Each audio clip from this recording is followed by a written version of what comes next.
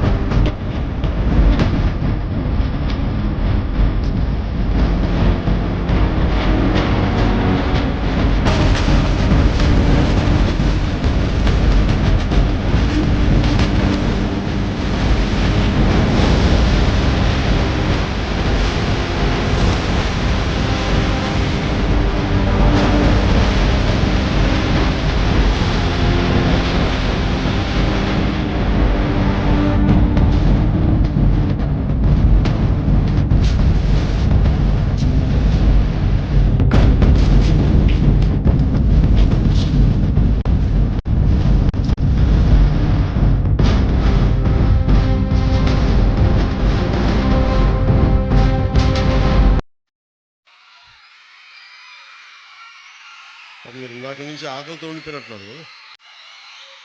నా దగ్గరికి వచ్చేటప్పటికి మిట్ట మధ్యాహ్నం ఇచ్చారు. పాప మీరందరూ ఆకలితో చాలా బాధపడుతున్నారు.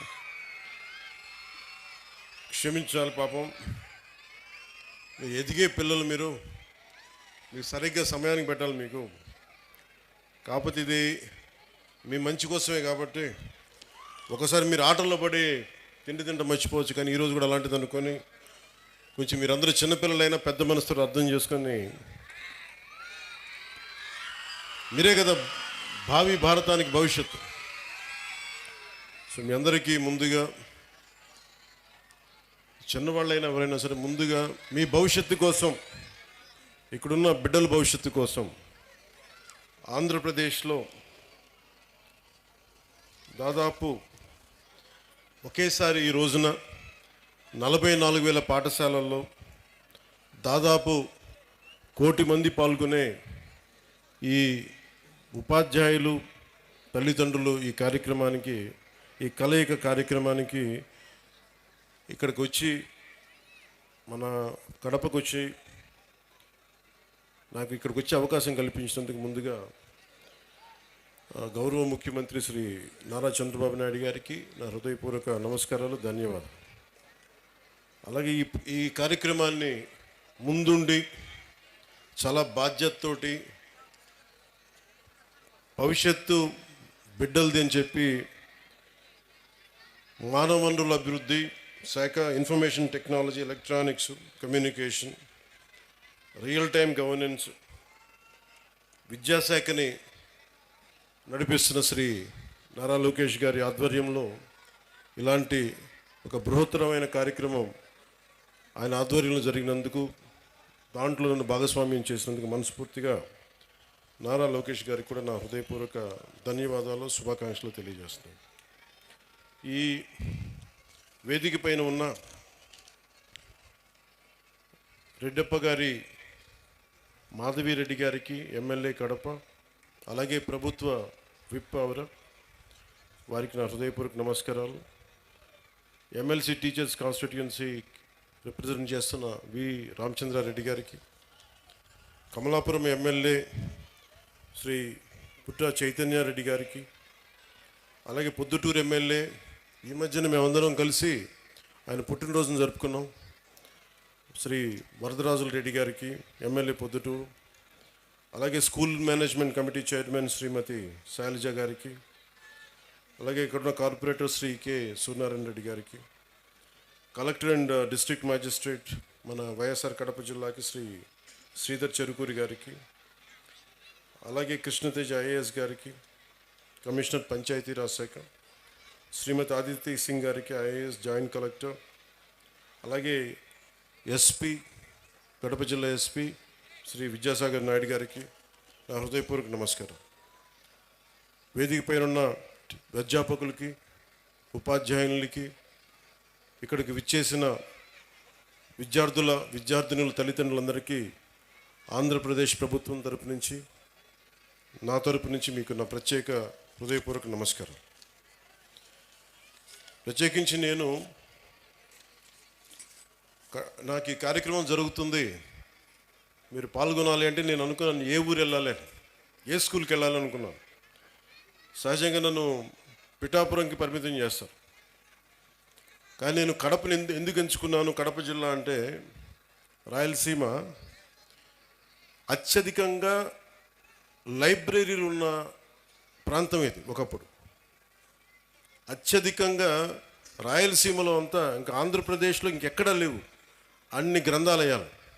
సరస్వతి గ్రంథాలయం అని కానీ, మనకి పులివెందులు కానీ, ఇలాంటి గ్రంథాలయాలు ఒకప్పుడు వెలసిల్లిన ప్రాంతం అది. అంటే చదువుల నేల ఇది.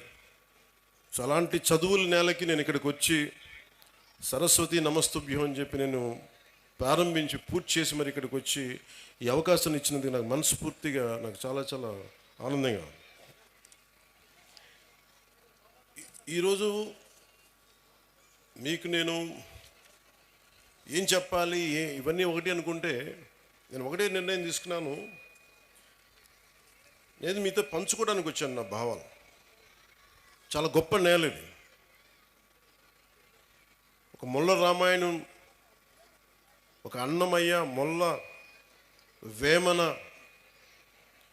పుట్టపర్తి నారాయణాచార్యులు గారు, ఒక చంద్ర పుల్లారెడ్డి గారు, ఒక తరిమేల నాగిరెడ్డి గారు, బళ్ళారి రాఘవ, కేవీ రెడ్డి గారు, ఉయ్యాలవాడ నరసింహారెడ్డి గారు, గారిచెర్ల హరిసర్వోత్తమరావు గారు, ఇలాంటి మహానుభావులు ఎంతోమంది రాయలసీమ నేల నుంచి వచ్చారు. అలాంటి నేలకి తిరిగి పునర్వైభవం రావాలి. రాయలసీమ అంటే అభివృద్ధికి వెనకబాటు కాదు, అవకాశాలకి ముందుండి నడిచే ప్రాంతం అనేది మనందరికీ అనిపించుకోవాలి. ఇందాక మేడం మాధవరెడ్డి గారు చెప్తా ఉంటే నీటి సప్లై సమస్య ఉంది, మాకు ఇక్కడ ఇబ్బందిగా ఉంది అంటే, నరేగా ఫండ్స్ ముందుగా నీటికి చాలా తీవ్రమైన సమస్య కాబట్టి ముందుగా మేడం అడిగిన దానికి నేను సమాధానం చెప్తా ఉన్నాను. జాతీయ ఉపాధి హామీ కిందకు వచ్చే నరేగా ఫండ్స్ కూడా ఇది గవర్నమెంట్ ఆఫ్ ఇండియా కేవలం పట్టణాల్లో కాదు, గ్రామాల్లోనే దీన్ని నిర్దేశించబడింది. వాటి వరకే పరిమితం చేయాలి. పట్టణాలకు వచ్చేటప్పటికి అమృత్ స్కీమ్ కింద బలమైన అవకాశాలు ఉన్నాయి, ఖచ్చితంగా దాన్ని పరిశీలిస్తాం. అలాగే మీరు చెప్తున్నప్పుడు ఇద్దరు ముఖ్యమంత్రులు వచ్చారు ఇక్కడి నుంచి, ముఖ్యంగా వైఎస్ఆర్ కడప జిల్లా నుంచి. ఎవరు ఎక్కడి నుంచి వచ్చారని కాదు, కానీ ఎంత చేసుకున్నారనేదే ముఖ్యం. ఎందుకంటే దేశాన్ని అంతా ఒకలా చూడాలి, రాష్ట్రాన్ని అంతా ఒకేలా చూడాలి. మీ దృష్టికి, మేడం దృష్టికి తీసుకొస్తుంది. ఉదాహరణకి 2014-19 సమయంలో నేను ఉద్దానం సమస్యను బయటికి తీసుకొస్తే, ఆ రోజున గౌరవ ముఖ్యమంత్రి చంద్రబాబు నాయుడు గారు, అప్పుడు ముఖ్యమంత్రి, 61,80,00,000 రూపాయలు ఆ రోజున చేసి ఆ ఉద్దానం ప్రాజెక్ట్ని ముందుకు తీసుకెళ్లారు. అది గత ప్రభుత్వం దాన్ని పూర్తి చేసింది. అలాగే ఇంత కడప నీటి సమస్య ఇంత తీవ్రంగా ఉందనేది నాకు మాధురెడ్డి గారు చెప్పే వరకు నాకు తెలియలేదు. ఎందుకంటే ముఖ్యమంత్రులు ఇద్దరు వచ్చారు కాబట్టి అసలు ఇక్కడ సమస్యలన్నీ తీరిపోయి ఉంటాయి నేను అనుకుంటే, నాకు అర్థమైంది ఏంటంటే ఇక సమస్యలు తీరలేదు, ఇంకా చాలా బలంగా నీటి ఇంకా ఇబ్బందిగా ఉంది అనడానికి. ఉదాహరణకి మొన్న మేము క్యాబినెట్లో 45,63,00,000 రూపాయలు మేము పులివెందులకు సంబంధించి డ్రింకింగ్ వాటర్ సప్లై ప్రాజెక్టుకి డబ్బులు ఇవ్వడం జరిగింది మేడం. అలాగే డ్రింకింగ్ వాటర్ సప్లై కర్నూలుకు కూడా 36,56,00,000 ఇవ్వడం జరిగింది. అంటే ఎక్కడా కూడా ఈ ప్రభుత్వం గత ప్రభుత్వం చేసింది మనం చేయకూడదని అనుకోవట్లా. ఎందుకంటే గవర్నెన్స్ ఈజ్ కంటిన్యూటీ. పార్టీలు మారచ్చు, వ్యక్తులు మారచ్చు, కానీ పథకాలు నిరంతరం సాగాలనే ఉద్దేశంతో దాన్ని ముందుకు తీసుకెళ్తాం. దురదృష్టవశాత్తు మన కడపకి చేసుకోలేకపోయారు. కానీ మాధవ్ గారి ఆధ్వర్యంలో ఇది ఖచ్చితంగా నీటి సమస్యను తీర్చి మీకు ఏమైతే ఈ మౌలిక సమస్యలు ఉన్నాయో వాటన్నిటి మీద దృష్టి పెట్టేలాగా నేను చర్యలు తీసుకుంటానని మీకు మాట ఇస్తున్నాను. Will handle that part. అలాగే మన వైఎస్ఆర్ కడప జిల్లాలో 36 మండలాల్లో ఉన్న 2043 స్కూల్స్, 64,971 మంది విద్యార్థులు, 74,698 మంది విద్యార్థులను, దాదాపు 1,40,000 మంది ఈ రోజున మన కాలేజీలో మన స్కూల్స్లో చదువుతూ ఉన్నారు. దీనికి సంబంధించి ఈ ప్రభుత్వం చాలా బలంగా మేము మీకు కోసం పనిచేయడానికి ఉన్నాం.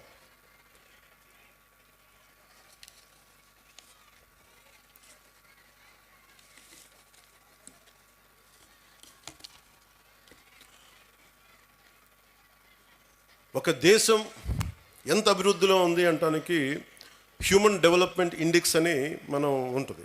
దాంట్లో ముఖ్యంగా వచ్చేది హెల్త్ ఒకటి, వాటర్, శానిటేషన్, ఎంత పౌష్టికాహారం ఉంది, క్యాలరీ ఇంటేక్, లిటరసీ, ఎడ్యుకేషన్, ముఖ్యంగా ప్రైమరీ, సెకండరీ, ఇవన్నీ ఎలా చెప్తామని. నిజంగా మనం సరైన సమాజాన్ని సరైన చదువు ఇవ్వలేకపోతే ఏం జరుగుద్దంటే అది ఎప్పుడూ అభివృద్ధి దిశగా వెళ్ళదు. అందుకని ఈ డెవలప్మెంట్ ఇండెక్స్ని బేస్ చేసుకొని ఏ ప్రభుత్వం కానీ ఏ దేశమైనా దీనికి ముందుకెళ్తుంది.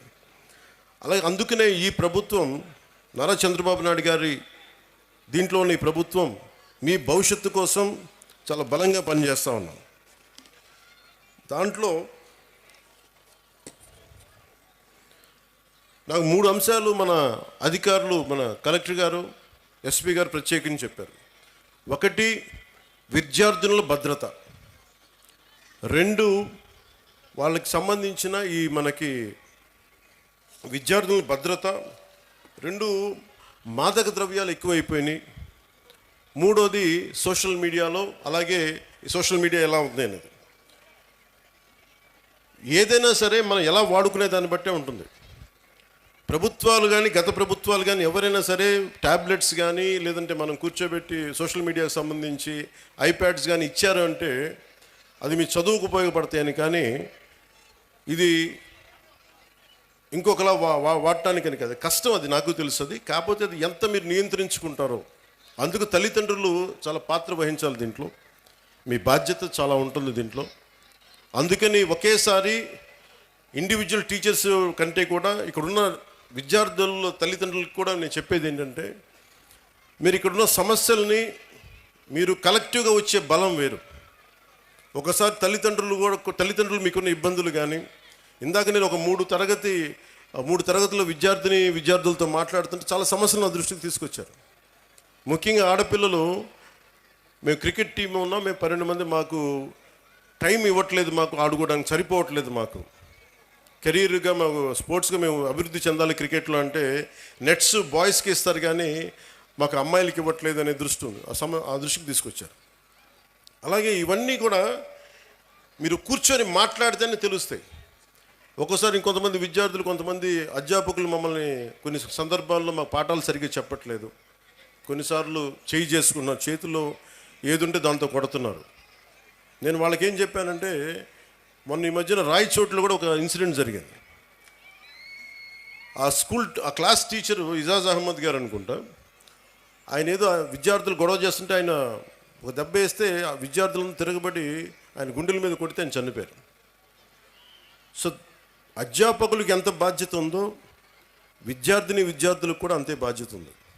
మీరు డిసిప్లైన్డ్గా ఉంటే మీకు బలం ఎక్కువ ఉంటుంది. మీ తల్లిదండ్రులకు మీరు చెప్పండి.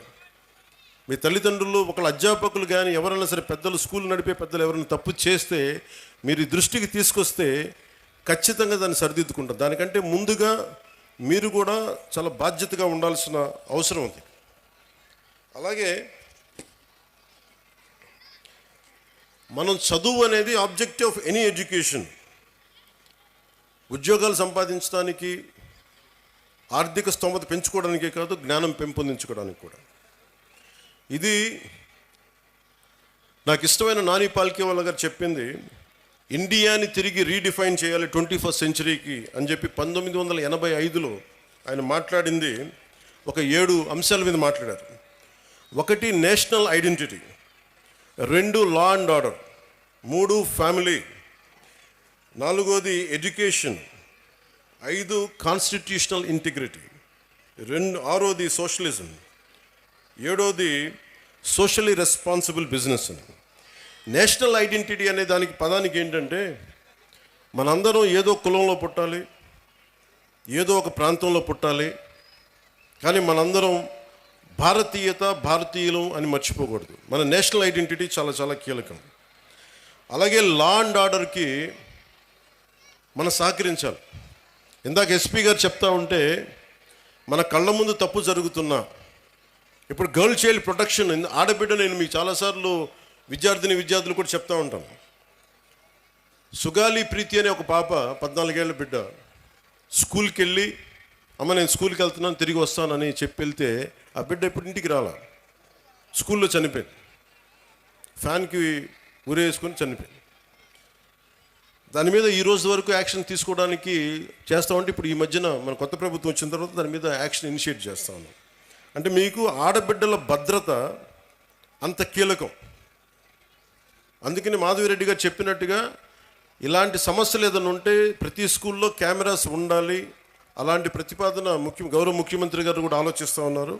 అందుకని దాన్ని ఆడబిడ్డల భద్రత కోసమే కాకుండా ఎలాంటి సమస్యలు ఉన్నా కానీ ఉత్పన్నం కాకుండా ముందుగానే పట్టుకోవడానికి కెమెరాస్ ఉండాలి.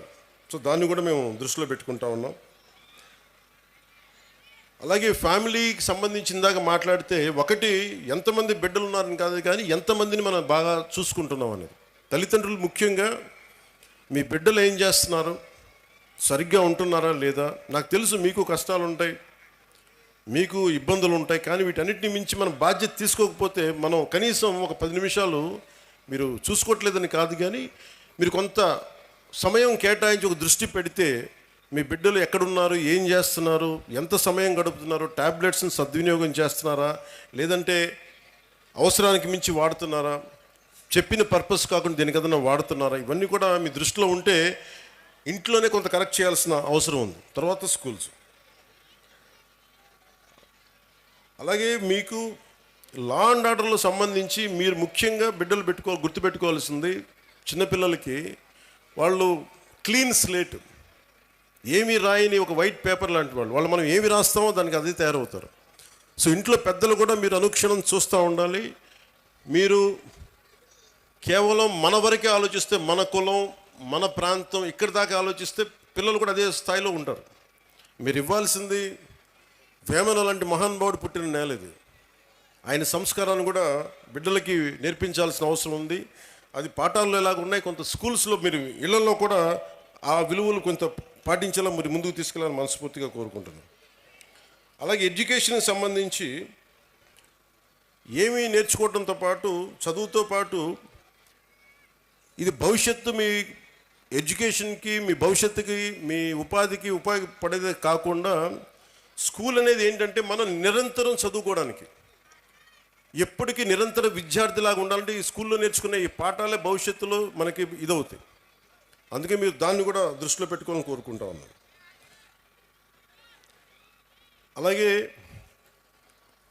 గవర్నమెంట్ స్కూల్స్ చాలా బలపడాలని కోరుకునేవాడిని నేను ప్రత్యేకించి.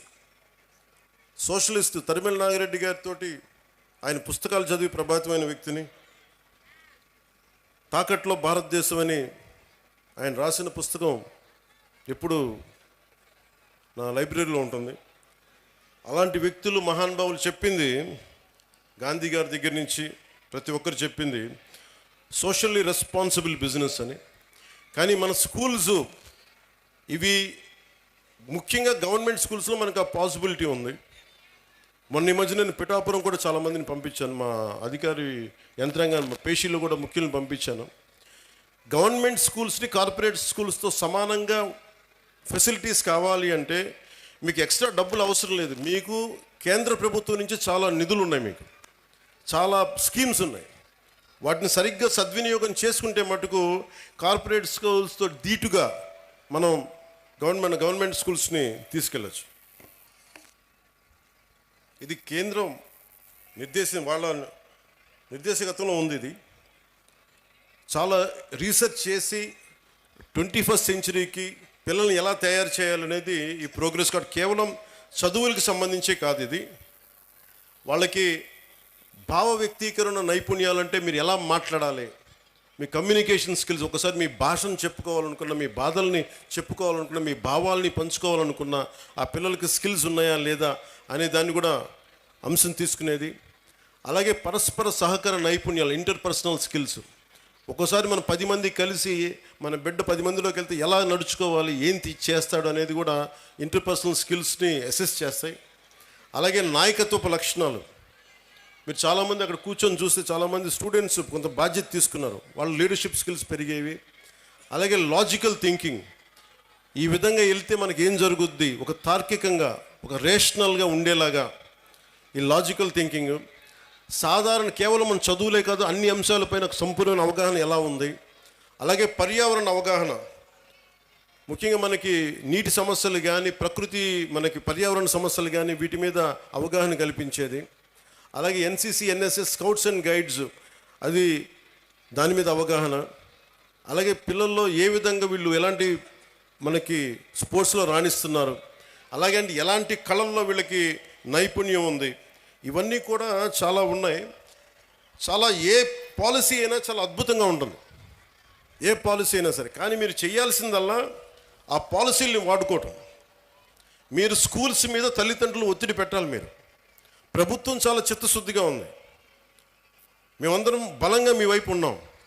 తల్లిదండ్రులు మీరు కనుక మా బిడ్డలు బాగుండాలి, వాడి భవిష్యత్తు బాగుండాలి అంటే మీరు బయటకు వచ్చి మీరు స్కూల్ ప్రిన్సిపల్స్తో కానీ, అధ్యాపకులతో కానీ, ఉన్నత అధ్యాపకులతో కానీ మాట్లాడి మీరు మా దృష్టికి తీసుకొచ్చి, వాళ్ళ దృష్టికి తీసుకొస్తే తీరని సమస్యల్ని తీర్చే బాధ్యత మేము దృష్టి పెడతాం. క్యాబినెట్లో దాని గురించి మాట్లాడతాం.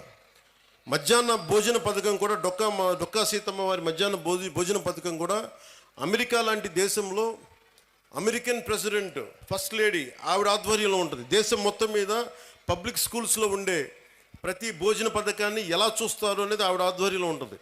అలాంటిది నేను ఇందాక కలెక్టర్ గారు చెప్తే నేను ఒకటే అనుకున్నాను, దీన్ని క్యాబినెట్ దృష్టికి తీసుకెళ్తాను, ముఖ్యమంత్రి గారి దృష్టికి తీసుకెళ్తాను. క్వాలిటీ ఫుడ్ ఎలా ఉంది ఇక్కడ, బాగుందా బాగలేదా. ఎందుకంటే చాలా చోట్ల మన గ్రామీణ ప్రాంతాల్లో కానీ, మన విద్యార్థుల్లో కానీ బలం లేదు శరీరంలో. దేహదారుడి వయసు 14 ఏళ్ళు ఉన్నా, 16 ఏళ్ళు ఉన్నా 12 ఏళ్ల పిల్లల్లాగా ఉన్నారు. వాళ్ళకి దేహదారుఢ్యం లేదంటే సరైన పోషక పదార్థాలు లేవు.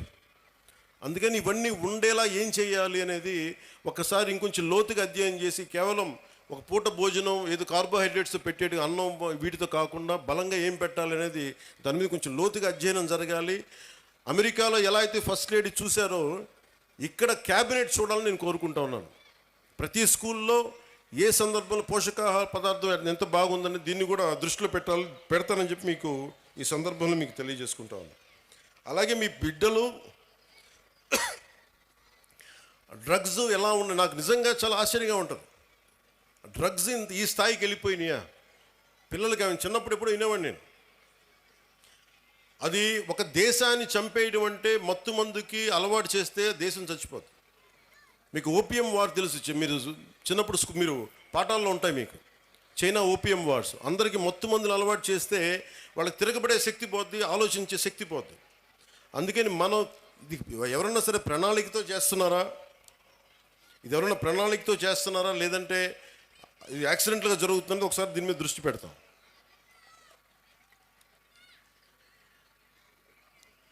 అలాగే సైబర్ క్రైమ్ ఒకటి ఎక్కువైపోయింది, సోషల్ మీడియాది కూడా.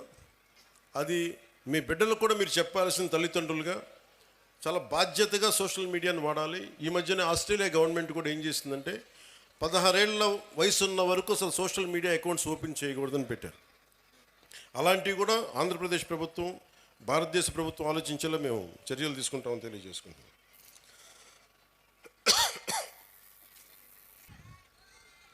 సినిమాలు మీరు ఇందాక నా పేరు అరుస్తూ ఉంటే ఒకటే చెప్తాను, మీకు హీరోలు అనేవాళ్ళు ముఖ్యంగా విద్యార్థులు చెప్తున్నా, నాకు అధ్యాపకుల మీద నాకు చాలా గౌరవం, నాకు చాలా చాలా గౌరవం అధ్యాపకుల మీద. మీరు ఊహించుకోండి, మీ అమ్మా నాన్న ఇంట్లో ఉన్న 2-3 బిడ్డల్ని రోజు చూసుకోవాలంటేనే ఎంత కష్టపడతారు. అలాంటిది పాప అధ్యాపకులు ఒక్కొక్క సెక్షన్కి 30 మంది విద్యార్థులు, 40 మంది విద్యార్థులు, 20 మంది అందరినీ కూర్చొని ఎంత ఒత్తిడి తీసుకుంటారు అధ్యాపకులు. అందుకని అధ్యాపకులకి మనం చాలా సహకరించాలి. చాలా కష్టం అధ్యాపక వృద్ధి. ఈ దేశం బాగుండాలి అంటే కాంట్రాక్టర్లకు కాదు మనం పెట్టాల్సింది డబ్బులు, అధ్యాపకుల మీద పెట్టుబడి పెట్టాలి. అధ్యాపకులను గనక నిజంగా గనక బడ్జెట్ పెంచితే, అధ్యాపకుల మీద కనుక పెట్టుబడి పెడితే, వాళ్ళ కనుక నిజంగా విలువలతో ఉన్న అధ్యాపకుల్ని బయటికి తీసుకెళ్తే ఈ దేశం చాలా అత్యంత అద్భుతంగా ఉంటుంది. అందుకని అధ్యాపక వృత్తి హయ్యెస్ట్ పెయిడ్ జాబ్ అవ్వాలని నా కోరిక. ఆ రోజు జరుగుద్దా నాకు తెలియదు, కానీ నా ప్రయత్నం నాకు చేస్తాను. ఎందుకంటే నాకు చిన్నప్పుడు టీచర్స్ నాకు నేర్పించిన పాఠాలే. ఒక టీచర్ నాకు దేశభక్తి గురించి చెప్తే, ఇంకో టీచర్ నాకు సైన్స్ గురించి చెప్పారు. ఒక్కొక్క టీచర్ సరిగ్గా ఉంటే మనకి ఆ సబ్జెక్ట్ మీద ప్రేమ వచ్చేస్తుంది. సో టీచర్స్ కూడా నా విన్నపం, నాకు తెలుసు మీకు ఎంత కష్టాలు ఉంటాయో. మీరు నలిగిపోతూ ఉంటారు, పిల్లల్ని చెప్పి అలసిపోయి, ఈ పిల్లల్ని కూర్చోబెట్టిలోపు 5 మంది లెగుస్తూ ఉంటారు, మీరు అలసిపోతారు. పోషకాహారం మీకు కూడా కావాలి. నిజంగా నాకు అదే అనిపిస్తుంది, ఎందుకంటే అలసి నేను సభల్లో మాట్లాడుతూ గొంతు అవిసిపోతూ ఉంటుంది నాకు. సో పోషకాహారం పిల్లలకే కాదు, మీకు కూడా కావాలి. మీకు కూడా వైటమిన్ డెఫిషియన్సీ ఉందా, మీకు కూడా ఒకసారి వైటమిన్ డెఫిషియన్సీ ఉంటే విసుగు వచ్చేస్తుంది. సో అది కూడా చూడాలని నేను కోరుకుంటా ఉన్నాను. Highest paid job should be for teachers. ఈ దేశం బాగుండాలి. ఎందుకంటే మీరు సరైన టీచరు ఒక్కళ్ళు దొరికితే దేశం తాలూకు దిశానిర్దేశాన్ని మార్చేస్తారు. నాకు ఒక టీచర్ చెప్పాడు, ఇప్పుడు 9th-లోనో 10th-లోనో నాకు తెలుగు పాఠం చెప్పాడు. ఆ తెలుగు పాఠం ఒకటి దేశభక్తి గురించి చెప్పాడు, చంద్రశేఖర్ ఆజాద్ గురించి చెప్పాడు, భగత్ సింగ్ గురించి చెప్పాడు. నాకు దేశానికి ఏదైనా చెయ్యాలని ప్రేరణ కలిగింది ఒక 9th-లో 10th-లో ఇచ్చిన ఒక టీచర్. అలాగే ఎప్పుడో 6వ తరగతిలో 8వ తరగతిలో మెడ్రాస్లో చదువుకుంటా ఉంటే చెన్నైలో ఒక టీచర్ చెప్పింది, ఎదుటివాడి కష్టాన్ని దోచేయకు అని ఒక పాఠం. అది డైరెక్ట్గా ఉండదు, కానీ గుర్రం జాషువా గారు రాసింది ఫిరదౌసి పాఠం చెప్పాడు నాకు. మాట ఇచ్చి నా గురించి నువ్వు నా కోసం శ్రమ కూర్చి రాయి అని ఇచ్చిన తర్వాత ఆ రాజు ఫిరదౌసికి డబ్బులు ఇవ్వడం. నాకు రక్తాన్ని కరిగించి రాశాను, నాకు ఇంటే ఆ మాట అన్నందుకు ఆయన మీద చంపేయడానికి రాజు పెడతాడు. ఆయన తప్పించుకొని తిరుగుతాడు. నాకు ఆ పాఠం నాకు నేర్పించింది ఏంటంటే, ఒకటి గుర్రం జాషువా గారి గొప్పతనం, 2 ఎదుటివాడి కష్టాన్ని మనం దొయ్యకూడదని. సో ఒక్కొక్క టీచర్ చాలా అద్భుతమైన పాఠాలు చెప్తారు. మీ హీరోస్ కూడా సినిమాల్లోనే చూసుకోకండి హీరోలని. నేను సినిమా హీరోగాని చెప్తున్నాను. హీరోలు మీకు ఎలా ఉంటారంటే, మీకున్న అధ్యాపకులు ఉండొచ్చు. ఒక టీచర్ ఇక్కడ పొద్దున్నే ఆవిడ పేరు మర్చిపోయాను నేను, బ్రాంజ్ మెడల్కి రెజ్లింగ్కి ఒక వ్యాయామ ఒక పీటీ టీచరు మీ విద్యార్థులను తయారు చేశారు. ఆవిడ వాళ్ళు వెళ్ళి బ్రాంజ్ మెడల్ కొట్టుకొచ్చారు. And she's a hero for me. హీరోలు అంటే మీరు కేవలం సినిమాల్లో మీరే కదా madam, you are a hero. హీరోలు అంటే ఎంతసేపు సినిమాలో ఉండాలని అనుకోకండి. మామూలు కనిపిస్తారు, నల్లని హ్యాండ్ బ్యాగ్ పెట్టుకొని నవ్వుతా, పొద్దున్న లేచినప్పటి నుంచి వాళ్ళ బిడ్డలు బాగుండాలి, నాకు వాళ్ళు హీరోలు. నాకు వెంకటరామయ్య గారు మాస్టర్ ఒక ఆయన ఉండేవాడు. ఆయన నాకు చిన్నప్పుడు చెప్పిన పాఠాలు, వేమన శతకాలు గుర్తుండిపోయినాయి. నాకు ఆయన హీరో, నాకు ఆ టీచర్. సో మీరు గొప్ప గొప్ప వ్యక్తులతో పాటు మీ సినిమాలకు వెళ్ళండి, ఆనందించండి, అన్నీ చూడండి, కానీ మీకు నిజమైన విలువలు మీ కళ్ళ ముందే ఉంటారు. మీ అమ్మ నాన్న ఎంత కష్టపడతారో చూడండి. మా అమ్మ నాకు నేర్పించింది ఏంటంటే, మా అమ్మ నాన్న ఎక్కువ చదువుకోలే. మా నాన్న 10th క్లాస్తో ఆపేసినట్టున్నాడు మెట్రిక్ తోటి. తర్వాత ఆయన కానిస్టేబుల్ నుంచి ఉద్యోగంలో ప్రమోషన్స్ మీద వచ్చినాయి. మా అమ్మ 5వ క్లాస్తో ఆపేసింది. కానీ వాళ్ళిద్దరి విలువలు ఎంత మంచి విలువలు అంటే, రోజు మా అమ్మ సాయంత్రం సంధ్యా సమయం అవ్వగానే దీపం ఇంట్లో లైట్ వేసి దండం పెట్టుకునేది. నేను 2-3 సార్లు చూశాను, ఎవరికమ్మా దండం పెడుతున్నావు అన్న. ఏ దేవుడికి దండం పెడుతున్నాను అడిగితే మా అమ్మ అంది, నేను థామస్ ఆల్వా ఎడిసన్కి దండం పెడుతున్నాను అన్న, మనకి లైట్ ఇచ్చినందుకు, మన బల్బ్ ఇచ్చినందుకు, ఎలక్ట్రిక్ బల్బ్. ఆ విలువ చదువు వల్ల రాదు. నా పాయింట్ ఏంటంటే, మీరు పిహెచ్డీలు చదవండి, ఇంకోటి చదవండి, కానీ విలువతో కూడిన విద్య చాలా అవసరం. సో మీ తల్లిదండ్రులు అలా అంటారు. నా తల్లి హీరో, నా తండ్రి నాకు హీరో. ఎందుకంటే కష్టపడ్డాడు మా నాన్న. అలా మీ తల్లిదండ్రులు కూడా మీకోసం కష్టపడుతూ ఉన్నారు. విద్యార్థులు మీరు మీరు చూడాలి.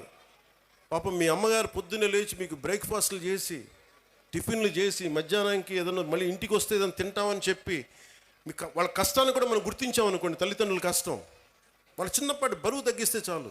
ఇంటికి వెళ్ళి స్కూల్కి వచ్చి మన అధ్యాపకులకు చిన్నపాటి బరువును తగ్గిస్తే చాలు, మనం చాలా ఎదుగుతాం. అలాగే నా కోరిక అంతా ఏంటంటే, మీరు అద్భుతంగా అవ్వాలి. 21వ శతాబ్దం మీది. మీరు ఎవరిని ఆచరిస్తారు, ఎవరిని చూస్తారో మీరు వాళ్ళ తయారవుతారు. మీరు ఎంతసేపు సోషల్ మీడియాలో ఏమి చూస్తారో మీరు అదే అవుతారు. గుర్తుపెట్టుకోండి, యద్భావం తద్భవతి. మీరు ఎలా ఆలోచిస్తారో మీరు అలాగే తయారవుతారు. మీరు ఒక ఐన్స్టైన్ లాగా అవ్వాలనుకుంటే మీరు ఐన్స్టైన్ అవుతారు. లేదు, మీకు ఇష్టమైన ఒక వ్యక్తిని, ఎంత స్థాయి ఉందో మాకు తెలియదు, అతనిలా తయారవుతారు. కానీ విలువలు పాటించే వ్యక్తుల్ని మీరు ఆదర్శంగా తీసుకుంటే తప్ప మీకు మంచిది కాదు. నేను ఎప్పుడు కూడా నాకు చాలామంది సినిమా హీరోలు నాకు చాలా ఇష్టం. కానీ నేను తీసుకున్న హీరో నా టీచర్స్, నా హీరోలు. ఒక స్పోర్ట్స్ పర్సన్, ఒక వనజీవి రామయ్య, లేదంటే ఒక దశరథ్ మాంజీ. వాళ్ళు నడిస్తే రికార్డింగ్లు ఉండవు. నా సినిమాలు వేసినప్పుడు నేను నడిస్తే వెనకాల రికార్డింగ్లు ఉంటాయి. గెడ్డం గెడ్డం ఉంచుకున్న సింహంలో డైలాగులు చెప్తే రికార్డింగ్లు ఉంటాయి. కానీ నిజమైన హీరోలకి రికార్డింగ్లు ఉండవు. కార్గిల్లో మన కోసం చచ్చిపోయిన హీరోలకి రికార్డింగ్స్ ఉండవు. దేశ భద్రత కోసం చచ్చిపోయారు వాళ్ళకి రికార్డింగ్లు ఉండవు. మనం గుర్తుపెట్టుకోవాల్సింది వాళ్ళని. మనం గుర్తుపెట్టుకోవాల్సింది మన కోసం కష్టం తెలియకుండా మనల్ని కాపాడే మన తల్లిదండ్రుల్ని, గొంతు చించుకొని మనం బాగుండాలని చెప్పి మన అధ్యాపకుల్ని, మన టీచర్స్ని. ఇంకా అన్నిటికంటే కూడా, ఇందాక దారిలో వస్తూ ఉంటే మనకి చాలామంది మీకు శానిటేషన్ కోసం పనిచేస్తూ ఉన్నారు.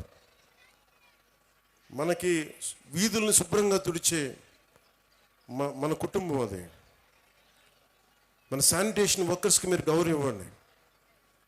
అలాగే జపాన్ లాగా, నేను చిన్నప్పుడు మా ఇంట్లో బాత్రూమ్ నేనే కడిగేవాడిని. మా నాన్న మా అమ్మ మా చేత కడిగిచ్చేవాడిని. అలాగే మన స్కూల్ బాత్రూమ్స్ కూడా జపాన్లో స్టూడెంట్స్ బాత్రూమ్స్ వాళ్ళే కడుగుతారు. ఇక్కడ మనం వేరే వాళ్ళ చేత చేయిస్తాం.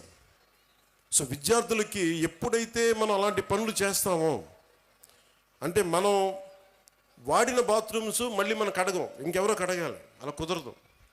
ఆ కల్చర్ అలవాటు చేసుకుంటే మీరు భవిష్యత్తు మీకు చాలా ఉన్నత స్థాయిలో ఉంటుంది. డిగ్నిటీ ఆఫ్ లేబర్ మీకు అలవాటు అవ్వాలి. నేను అందుకనే ప్రతిసారి పారిశుద్ధ కార్మికులకి నేను ఎందుకు అంత గౌరవిస్తానంటే, నాకు నిజంగా వాళ్ళ భవిష్యత్తు బాగుండాలని కోరుకుంటూ ఉంటాను. సో మీకు పనిచేసే టీచర్స్కి కానీ, వాచ్ సెక్యూరిటీ పీపుల్కి కానీ, శానిటేషన్ వర్కర్స్ కానీ, మీరు ఒక్కొక్కసారి చిన్న థ్యాంక్స్ చెప్పండి. విద్యార్థులకు చెప్తున్నాను, మీరు మా కోసం ఇంత చేస్తున్నారు, చిన్న థ్యాంక్స్ చెప్పండి.